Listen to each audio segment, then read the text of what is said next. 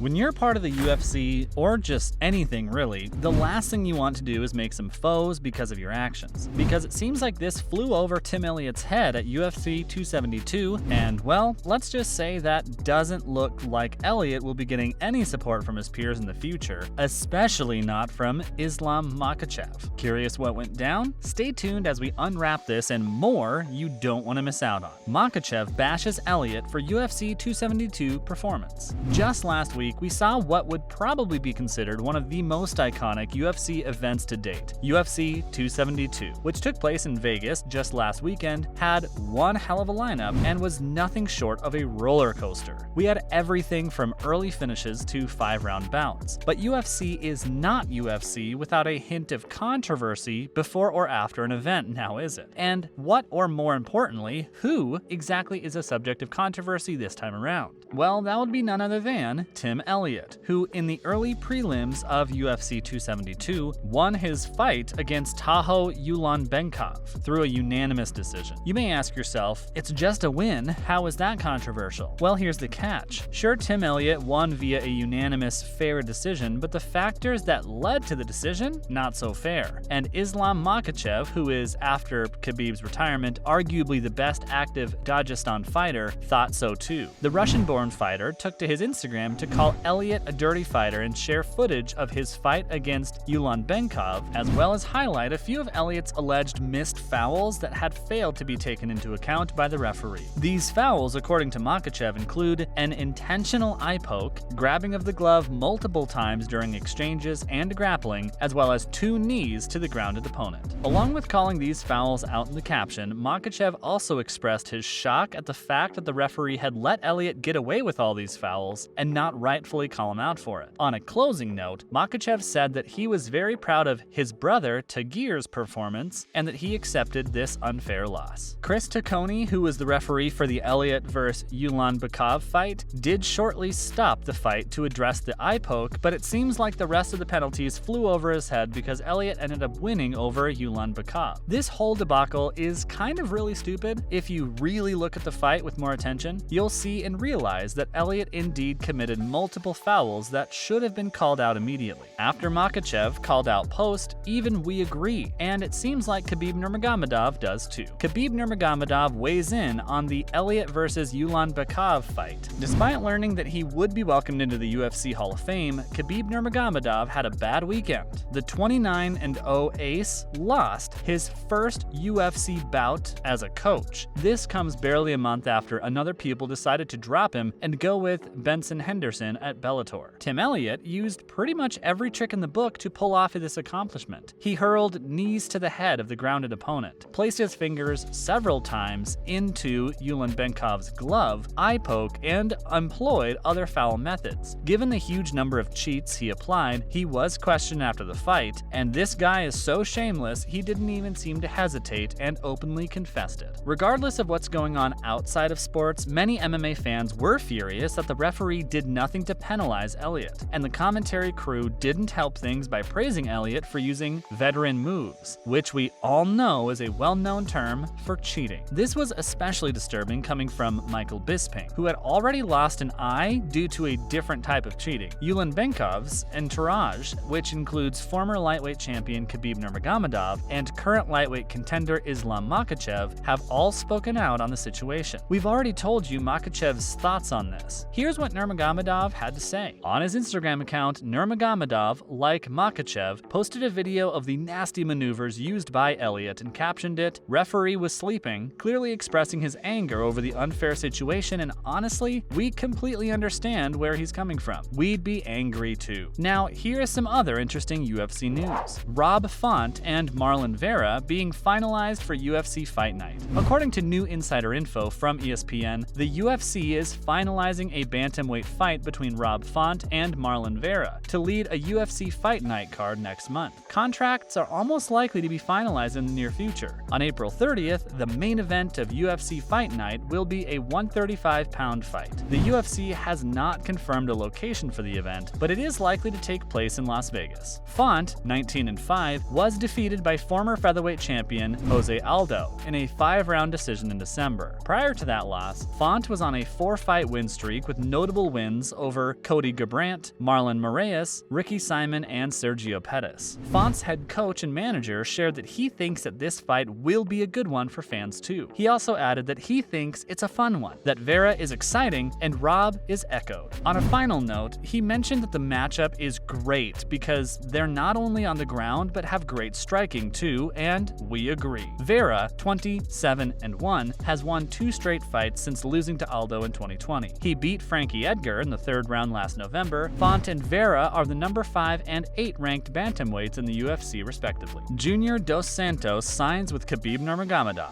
Junior Dos Santos, the former UFC heavyweight champion, has signed with Khabib Nurmagomedov's Eagle FC and will make his professional debut on May 20th against Yorgan De Castro. Nurmagomedov revealed the heavyweight main event to ESPN just recently. Dos Santos, 21-9, is widely regarded as one of the finest heavyweights in MMA history. From 2008 to 2020, he competed solely in the UFC, gaining the heavyweight title by knocking out Cain Velasquez. In 2011, Dos Santos was released by the UFC in 2020 after a 4-fight losing streak. The 38-year-old was supposed to fight Kubrat Pelev in November under the Triad banner, but the fight was scrapped. De Castro, 8-3, debuted in the UFC on Dana White's Contender Series in 2019, but was not re-signed after losing 1-3 in his first 4 fights. De Castro, who was born in Cape Verde, has won his last 2 fights, including a first-round defeat in his Eagle FC debut, which still has us very impressed. Whitaker vs. Vettori being targeted for UFC 275. The UFC is reportedly planning a middleweight fight in June between former champion Robert Whitaker and Marvin Vettori. Contracts have not been finalized, but the fight is nearing completion for the UFC 275 pay-per-view on June 11th. The card's venue has yet to be confirmed, however it is anticipated to take place in Singapore.